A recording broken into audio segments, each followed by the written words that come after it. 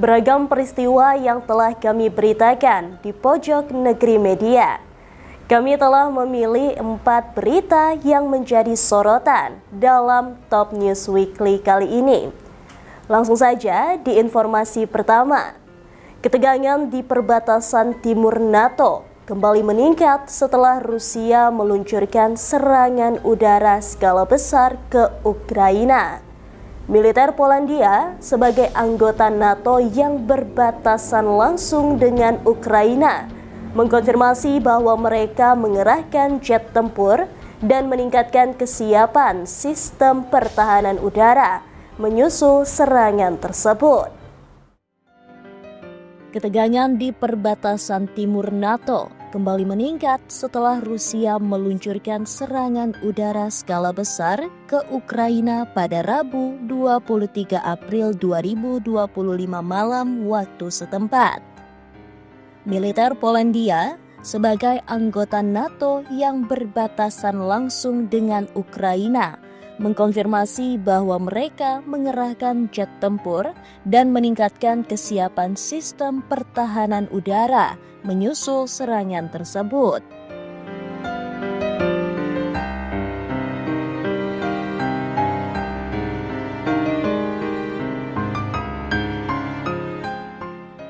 Serangan yang diklaim oleh Kementerian Pertahanan Ukraina sebagai serangan masif itu melibatkan rudal jelajah, rudal balistik, serta drone.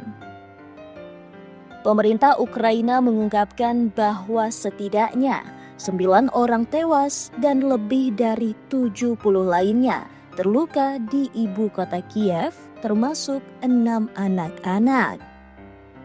Militer Polandia menyatakan bahwa pasukan mereka bersama sekutu NATO lainnya merespon aksi Rusia yang meluncurkan serangan udara jarak jauh terhadap objek-objek yang terletak antara lain di Ukraina Barat. Langkah ini termasuk pengerahan pesawat tempur serta peningkatan kesiapan sistem radar dan pertahanan darat ke status siaga tertinggi. Juru bicara militer Polandia sebelumnya menjelaskan kepada Newsweek bahwa prosedur ini merupakan standar ketika ada kemungkinan serangan udara Rusia ke wilayah Ukraina Barat yang dapat berdampak ke wilayah perbatasan Polandia. Meskipun sejauh ini belum ada rudal atau drone yang secara langsung memasuki wilayah udara NATO dan diperlakukan sebagai serangan terhadap aliansi, peristiwa seperti ini bukan yang pertama kali.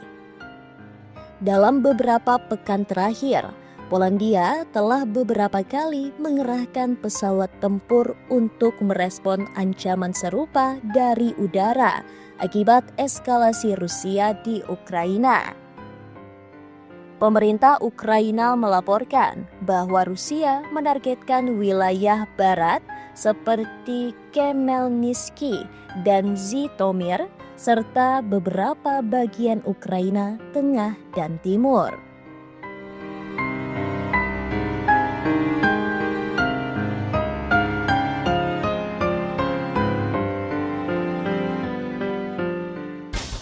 Serangan ini terjadi hanya beberapa jam setelah sejumlah pejabat senior Ukraina menghadiri perundingan gencatan senjata di London bersama negara-negara dari Coalition of the Willing, sekelompok negara yang mencoba merumuskan jaminan keamanan bagi Kiev. Namun, momentum perundingan tersebut meredup setelah Menteri Luar Negeri Amerika Serikat Marco Rubio batal hadir dan digantikan oleh Kate Kellogg, utusan Presiden Donald Trump untuk urusan Rusia dan Ukraina.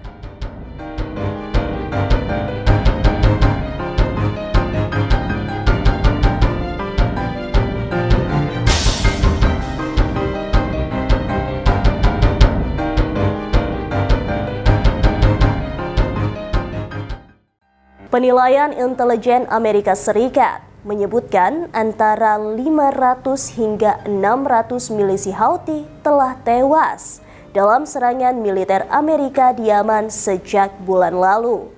Amerika Serikat yang mengetahui penilaian intelijen itu mengatakan mereka yang tewas termasuk tokoh berpangkat tinggi, termasuk operator sistem rudal dan ahli pesawat nirawak. Penilaian intelijen Amerika Serikat menyebutkan antara 500 hingga 600 milisi Houthi telah tewas dalam serangan militer Amerika di Yaman sejak bulan lalu. Amerika Serikat yang mengetahui penilaian intelijen itu mengatakan mereka yang tewas termasuk tokoh berpangkat tinggi, termasuk operator sistem rudal dan ahli pesawat nirawak. Meskipun Amerika Serikat telah melakukan serangan udara dan laut setiap hari selama lebih dari 5 minggu, mereka tetap bungkam tentang hasil operasi militer tersebut. Seorang pejabat Amerika mengatakan jumlah milisi Houthi yang tewas diperkirakan akan meningkat seiring meluasnya operasi ke wilayah baru Yaman. Beberapa kamp pelatihan Houthi telah dihancurkan oleh serangan Amerika Serikat tanpa ada yang selamat di antara para milisi, kata sumber Amerika Serikat kepada Al Arabiya English Selasa 22 April 2025.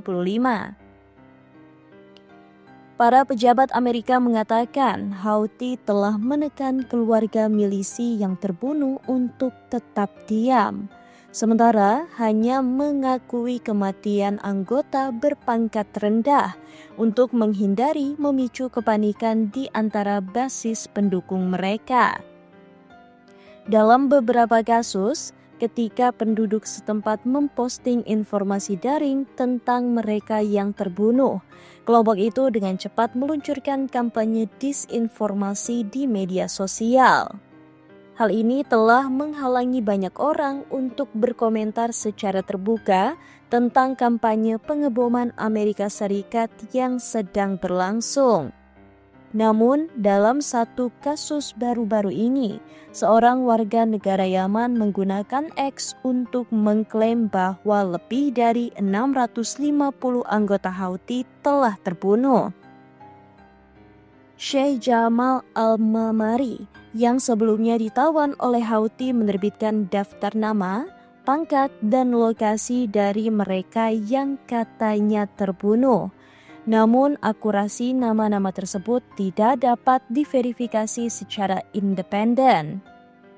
Operasi militer Amerika Serikat berlanjut hingga Senin malam dan diperkirakan akan terus berlanjut dengan para pejabat memperingatkan bahwa kampanye pengeboman tersebut mungkin berlangsung lama.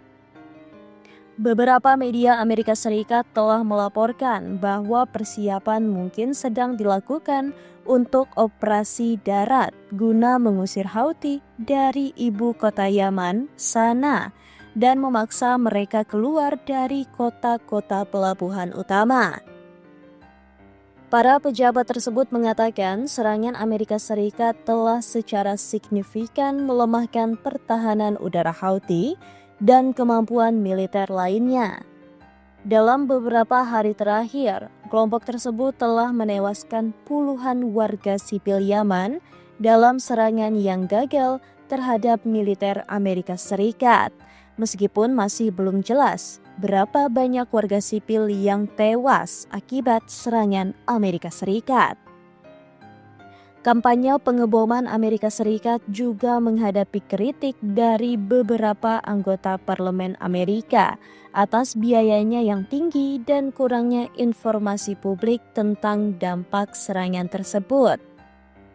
Amerika Serikat telah kehilangan sedikitnya 5 pesawat nirawak MQ-9 Reaper, masing-masing bernilai sekitar 30 juta US dollar. Houthi mengklaim telah menembak jatuh pesawat-pesawat itu.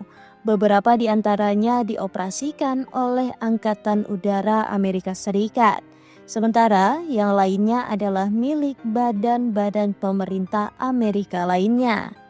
Namun, operasi tersebut yang diperintahkan oleh Presiden Amerika Serikat Donald Trump dan Kepala Pentagon Pete Hegseth tampaknya telah merusak infrastruktur senjata Houthi, termasuk fasilitas penyimpanan dan depot manufaktur. Minggu lalu, Komando Pusat atau CENTCOM Amerika Serikat mengumumkan telah menghancurkan pelabuhan bahan bakar di Yaman Darat, bagian dari upaya yang dikatakannya dimaksudkan untuk memutus sumber pendapatan kelompok tersebut.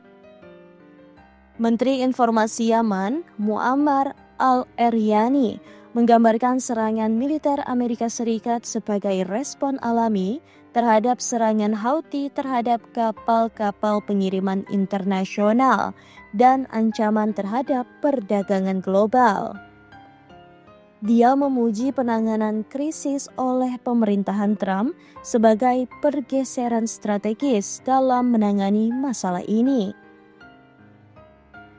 Al-Eryani mengatakan kepada Al Arabiya English bahwa operasi tersebut telah tepat sasaran dan telah menargetkan elemen penting infrastruktur militer Houthi, termasuk pusat komando dan kendali, kamp pelatihan, depot senjata, dan fasilitas komunikasi yang digunakan untuk mengkoordinasikan serangan mereka. Dia juga memuji dampak dari kampanye pengeboman tersebut dengan mencatat penurunan yang nyata dalam kemampuan Houthi untuk meluncurkan serangan rudal dan pesawat tak berawak, khususnya di Laut Merah dan Bab al-Mandab. Al-Eryani mengungkapkan bahwa pemerintah Yaman juga telah mengkonfirmasi kematian beberapa pemimpin senior Houthi dari tingkat pertama, kedua, dan ketiga. Dari sudut pandang ini, kami mendukung kelanjutan kampanye sebagai bagian dari strategi pencegahan yang lebih luas yang bertujuan untuk mengekang perilaku milisi dan mengakhiri penggunaan Yaman sebagai landasan peluncuran untuk mengancam keamanan regional dan internasional. Secara terpisah, Al-Eryani menekankan bahwa penting bagi publik Amerika untuk memahami akar ketidakstabilan yang lebih luas di kawasan tersebut. Kedepannya, Al-Eryani mengatakan bahwa pendekatan yang berkelanjutan dan diperlukan untuk mencakup dukungan politik, militer, keamanan, dan ekonomi bagi pemerintah Yaman yang diakui secara internasional. Satelit rahasia Rusia di luar angkasa yang diyakini para pejabat Amerika Serikat terhubung dengan program senjata nuklir anti-satelit telah berputar tak terkendali. Satelit rahasia Rusia di luar angkasa yang diyakini para pejabat Amerika Serikat terhubung dengan program senjata nuklir anti-satelit telah berputar tak terkendali. Menurut analis Amerika, hal itu menunjukkan bahwa satelit tersebut mungkin tidak lagi berfungsi dalam apa yang bisa menjadi kemunduran bagi upaya pengerahan senjata ke luar angkasa oleh Moskow. Satelit Cosmos 2553 yang diluncurkan Rusia beberapa minggu sebelum menginvasi Ukraina pada tahun 2022 telah mengalami beberapa kali putaran yang tampaknya tidak wajar selama setahun terakhir. Menurut data radar Doppler dari perusahaan pelacak luar angkasa Leo Labs dan data optik dari Slingshot Aerospace yang dibagikan kepada Reuters. Diyakini sebagai satelit radar untuk intelijen Rusia sekaligus platform pengujian radiasi.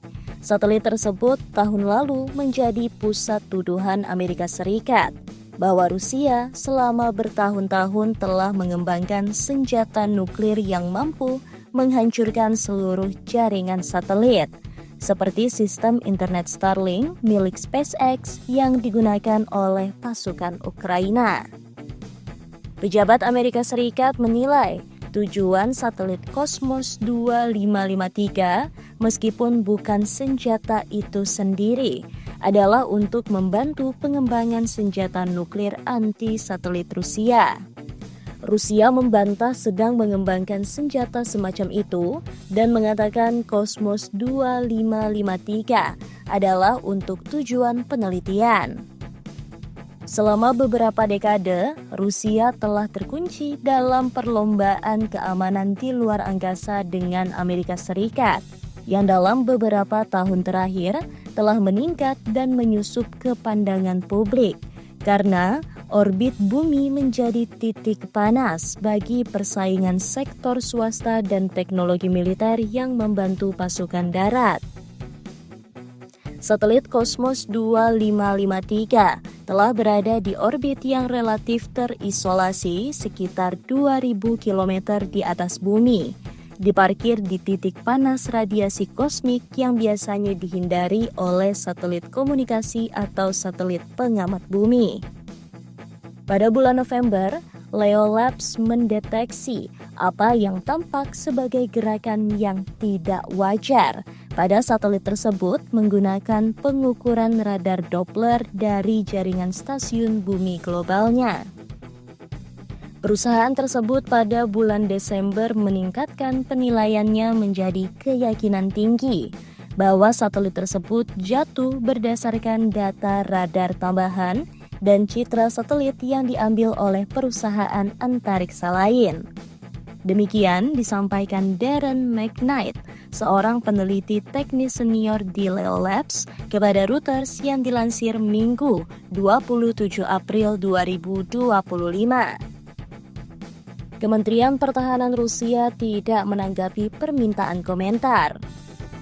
Komando Luar Angkasa Amerika Serikat yang melacak objek di luar angkasa dan telah mengutuk satelit milik Rusia di masa lalu, mengatakan bahwa mereka menyadari adanya perubahan ketinggian Cosmos 2553, tetapi menolak untuk memberikan penilaian lebih lanjut tentang kondisinya saat ini. Satelit tersebut sebelumnya menunjukkan tanda-tanda perilaku aneh. Slingshot, yang jaringan teleskop globalnya telah melacak pesawat ruang angkasa tersebut sejak peluncurannya pada 5 Februari 2022, mendeteksi pergerakan pada Mei 2024. Namun, menurut pengamatan terbaru Slingshot, Cosmos 2553 tampaknya telah stabil. Itu disampaikan Belinda Marcan, Kepala Bidang Sains perusahaan tersebut. Layanan pelacakan ruang angkasa komersial relatif baru tetapi berkembang pesat dan sangat diminati karena jumlah satelit sipil dan militer di luar angkasa melonjak. Departemen Pertahanan Amerika Serikat dan militer negara-negara lain yang ingin menghindari kesalahan perhitungan militer telah menjadikan penglihatan yang lebih baik di orbit sebagai prioritas tinggi untuk membedakan dengan lebih baik antara berbagai jenis manuver pesawat ruang angkasa dan apakah objek tersebut merupakan aset sipil atau militer. Rusia, kata juru bicara Komando Luar Angkasa Amerika Serikat, telah mengklaim misi Cosmos 2553 adalah untuk menguji instrumen di dalam pesawat dalam lingkungan dengan radiasi tinggi. Cosmos 2553 adalah salah satu dari lusinan satelit Rusia di luar angkasa yang diduga terkait dengan program militer dan intelijennya. Negara tersebut telah memandang Starlink milik SpaceX, konstelasi ribuan satelit yang tangguh, sebagai target militer yang sah karena pasukan Ukraina menggunakan layanan tersebut bersama dengan senjata di medan perang. Peluang kerjasama bidang energi Indonesia dengan Rusia yang tengah dijajaki oleh pemerintah dinilai akan sangat menguntungkan Indonesia. Akan tetapi, investasi sektor energi dari negeri beruang merah juga dicap masih beresiko tinggi karena sanksi Amerika Serikat dan Uni Eropa tidak kunjung dicabut guna membredel akses pendanaan perang Kremlin terhadap Ukraina. Peluang kerjasama bidang energi Indonesia dengan Rusia yang tengah dijajaki oleh pemerintah dinilai akan sangat menguntungkan Indonesia. Akan tetapi, investasi sektor energi dari negeri beruang merah juga dicap masih beresiko tinggi karena sanksi Amerika Serikat dan Uni Eropa tidak kunjung dicabut guna membredel akses pendanaan perang Kremlin terhadap Ukraina. Praktisi industri migas Hadi Ismoyo mengatakan, Rusia memang menjanjikan harga yang cukup murah untuk sejumlah komoditas energi. Harga minyak acuan Rusia, Urals, saat ini adalah 67,61 US dollar per barrel, turun dari 68,06 US dollar per 20 Februari 2025. Ural selama ini diperdagangkan dengan harga lebih rendah dari Brent di tengah price cap yang ditetapkan negara G7 di level 60 US dollar per barrel. Namun, di tengah tren harga minyak acuan utama dunia yang makin turun belakangan ini, selisih antara Urals dan Brent makin menipis. Terlebih, minyak Brent untuk kontrak Juni per hari ini diperdagangkan 1,8% lebih rendah di level 66,76 US dollar per barrel. Adapun harga gas alam cair atau liquefied natural gas atau LNG Rusia tidak terdata secara konsisten di tengah sanksi barat. Tetapi negara tersebut merupakan pemilik cadangan LNG terbesar di dunia. Walakin, Indonesia mengklaim tidak membutuhkan impor LNG saat ini karena pasokan domestik yang mencukupi. Jika Republik Indonesia kerjasama dengan Rusia, Hadi yang juga Direktur Utama PT Petrogas Jatim Utama Cendana atau PJUC, itu menuturkan syarat dan ketentuan yang berlaku memang tidak akan serumit dengan negara lain seperti Amerika Serikat.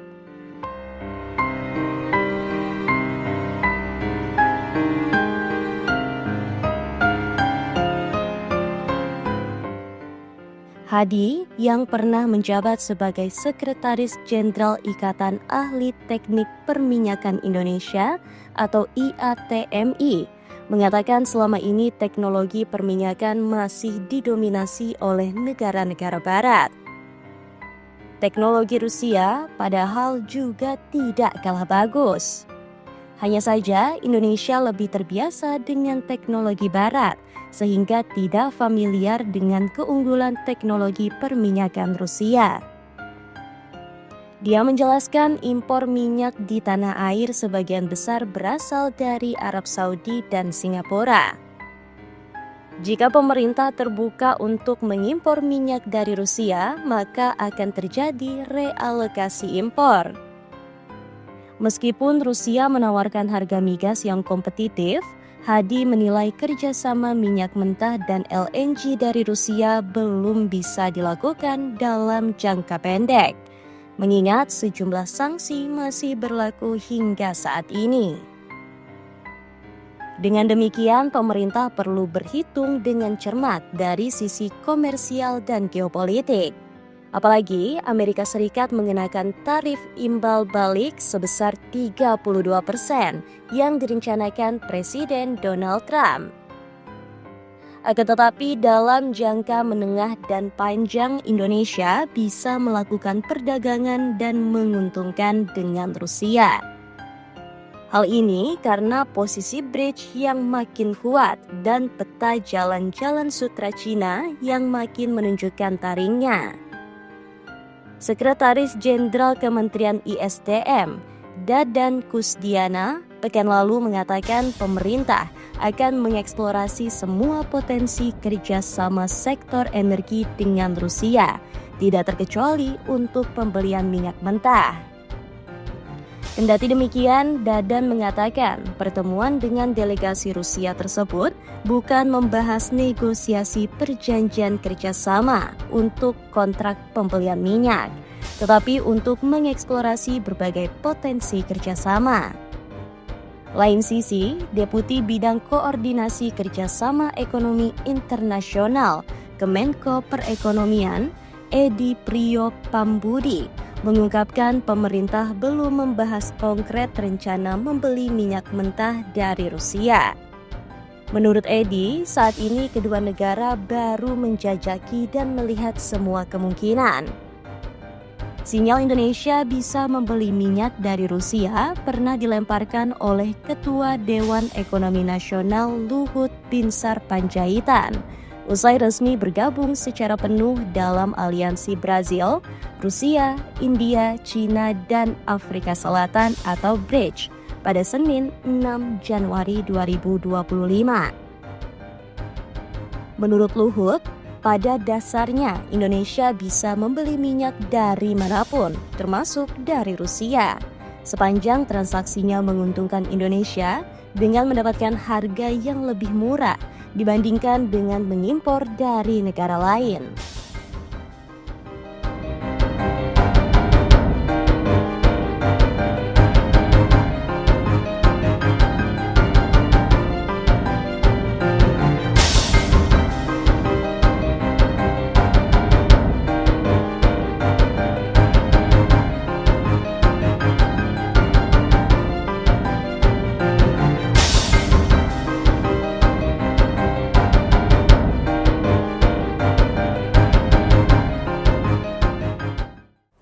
Itu tadi 4 berita yang sudah kita rangkum minggu ini. Jangan lupa untuk komen, like, dan subscribe channel kami, Pojok Negeri Media. Sampai jumpa di Top News Weekly selanjutnya.